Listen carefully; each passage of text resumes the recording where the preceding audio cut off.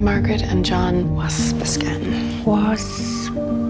Waspescan. It means meadowlark. I think every person who's been through the 60s scoop, you know, the experiences you had as a child, the experiences you had coming of age and as an adult, are absolutely impacted, you know, and who you become is impacted by that experience. Something like abuse is direct. Yeah, if you're abused and that affects you for the rest of your life, and people understand that. But the more subtle psychology of not growing up with your family, of being constantly the different one, especially in the prairies.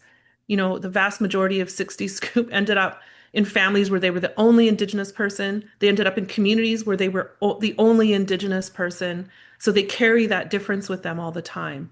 So how does that impact who you become as an adult? And when you're coming into this beautiful situation of possibility, all the siblings are carrying that baggage. And I just wanted to make that more visible.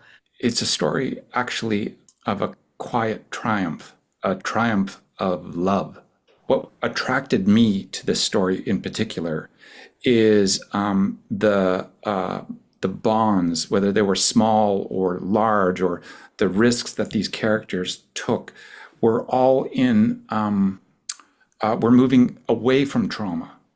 Like they were to become vulnerable with each other.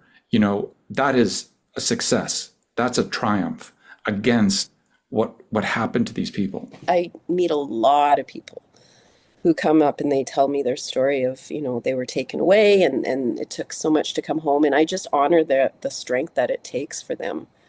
We as, actors played a very small part of what that courage is for those people in real life who have to, find their way back and reconnect with family. In most of my storytelling and in my projects, bringing the duality of my experience, I did go back to my birth family when I was 16.